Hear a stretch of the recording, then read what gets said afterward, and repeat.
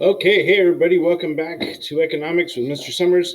Hey, we're taking on the last lesson, lesson three, chapter three here. Evaluating economic performance is what we're going to be talking about. So here we go. All right, so basically, um, we have a variety of economic and social goals here in the United States, and a lot of times they kind of commingle. They go together. They go along with each other. And what are these goals exactly? Well, it's kind of hard to make a full list of what the goals are because really people have different goals, but there are kind of some categories of goals that people agree on that are both economic and social. And you'll hear these a lot of times around friends, relatives, celebrities talk about it, community leaders, elected officials, and so on.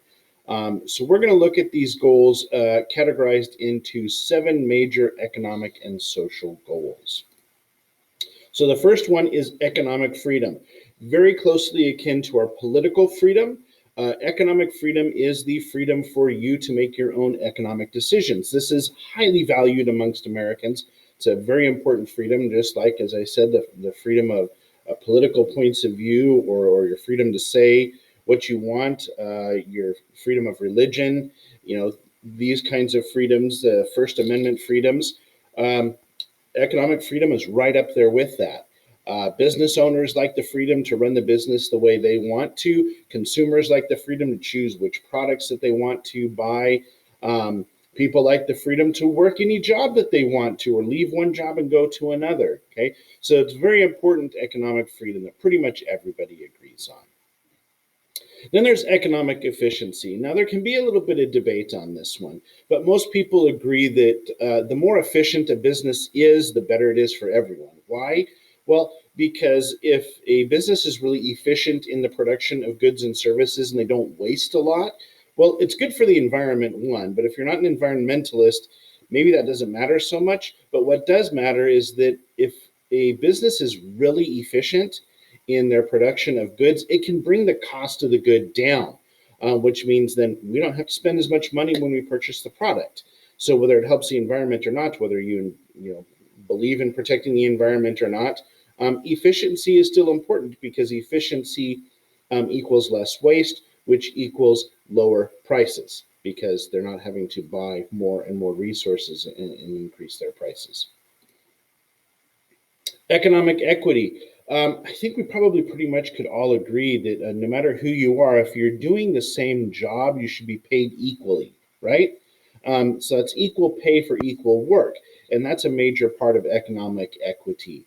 Um, Here in the United States, we really do have a strong tradition of justice and impartiality and fairness, but we also look at that as it applies to economics, and that's called economic equity. So, anti discrimination laws that apply to hiring and pay practices, also anti discrimination laws that apply to renting and purchasing. Realtors cannot discriminate against um, who their clients are. So things like that. So there's a lot of freedom, but then there's also a lot of policies to protect individuals from being discriminated against. Minimum wage is also a part of economic equity, and we'll talk a little bit more about minimum wage later. Any kind of policies against false advertising is economic equity. It's not legal for someone to advertise that their product does something and then come to find out it actually doesn't do that. So you can't say that your special drink that you're trying to sell to the public cures cancer when it really doesn't. That's false advertising. Okay, so it protects the public. So again, but that also goes into that idea of justice and impartiality. Economic security. Most Americans want protection from adverse economic events like layoffs, illnesses, injuries, disability, or even a disaster. Hurricanes, floodings, tornadoes, a freeze that destroys your pipes, like people are experiencing in Texas right now. These are all things that people want protection from. But everyone wants protection from these things. Not everyone agrees on how to get that protection. So as a result of a majority of Americans wanting these kinds of protections, states have created ways to put into practice these kinds of um, safety nets is the best word to use.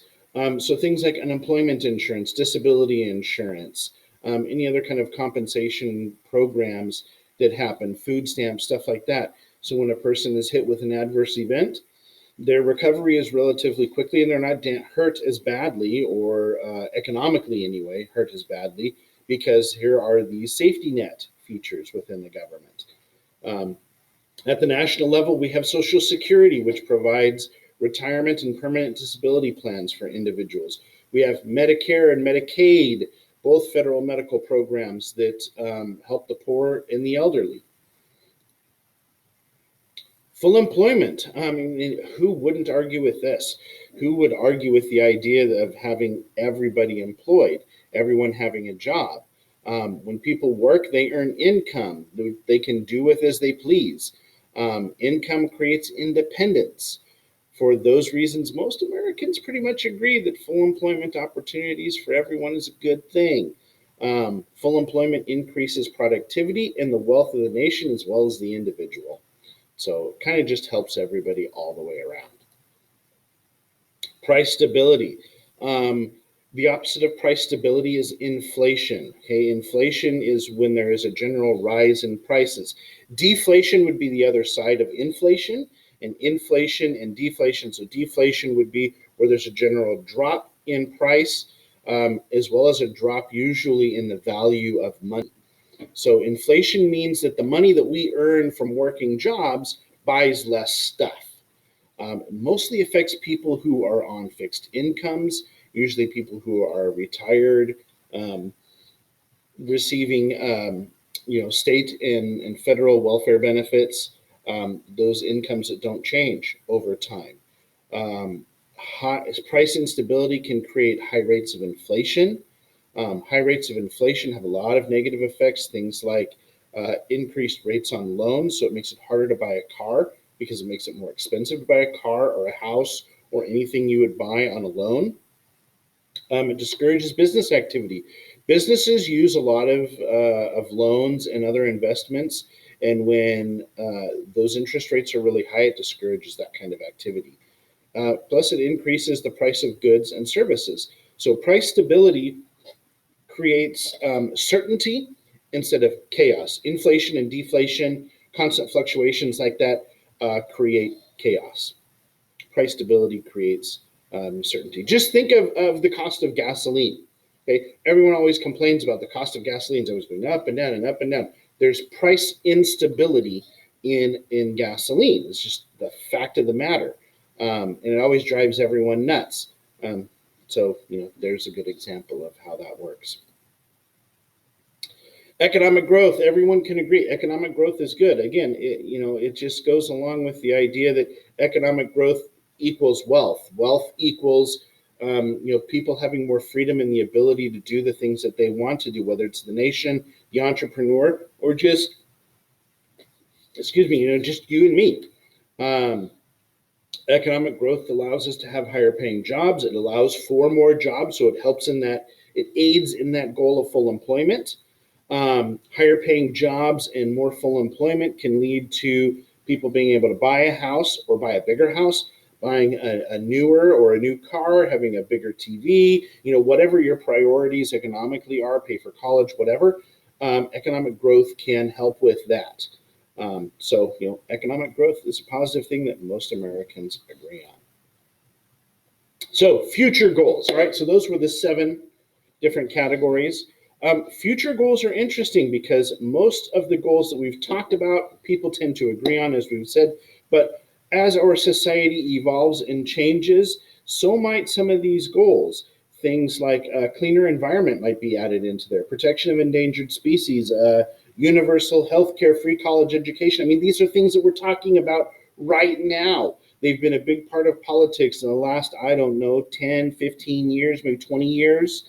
At least since 2000, these have been issues, and further back than that to some extent.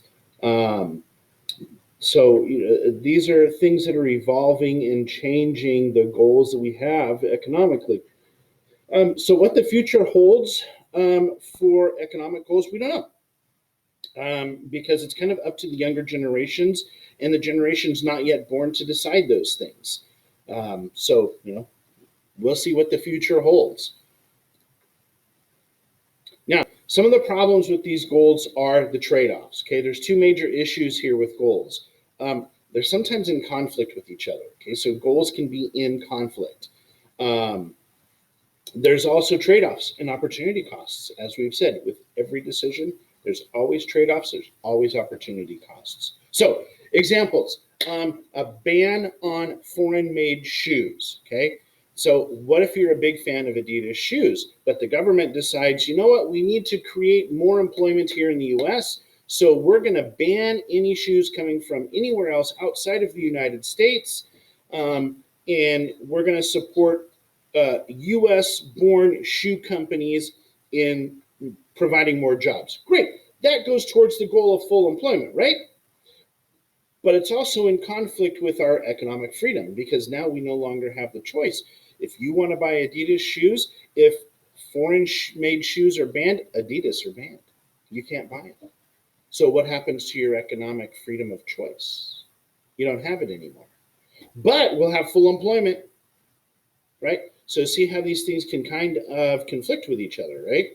An increase in the minimum wage. Oh my gosh, all the debate that this creates. Some argue that it can increase prices and will reduce total employment, and there will be mass, widespread unemployment across the United States and robots everywhere taking your orders. Guess what, people? It already happens. How many of you have been to a McDonald's or any kind of fast food restaurant where you just walk up and you tap on a screen to order your food? It's already there, and minimum wage has nothing to do with it. Okay, profit does, but minimum wage not necessarily. All right. Others argue that an increase in the minimum wage just elevates people above the poverty level. Okay, so which is it? Which do we want? There's some conflicts there, right? All right. So again, how are these decisions made? Well, a lot of times it's a political issue. Most economic issues become political issues or are political issues. And so it comes down to who is in office, who is in the government, whether it's local government, state government, county government, federal government, it doesn't matter. Whoever's making those policies, and those elected officials are the ones who are making those policies.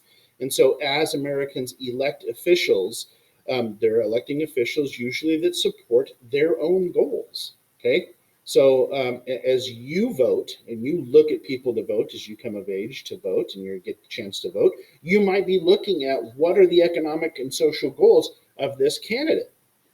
Do the economic and social goals of that candidate match my personal economic and social goals or my beliefs on what economic and social goals should be?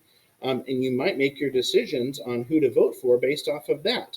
By making that decision, that then influences what will happen in the future for our economic and social policies. Okay, so as our goals, as a society, as our goals change, so does the role of government.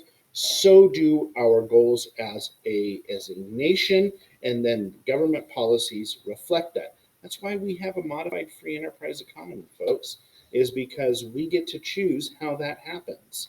We get to choose how much we want government involved or how little we want government involved. And what's interesting is when it comes down to economic security, I always wonder, economic security. Almost everybody wants economic security, no matter what side of the political spectrum they're on. They all want economic security, but some people don't want to pay the taxes. They go along with economic security.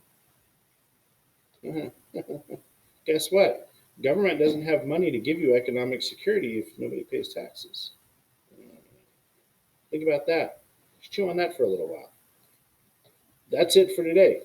Have a good day, and we'll see you around next time.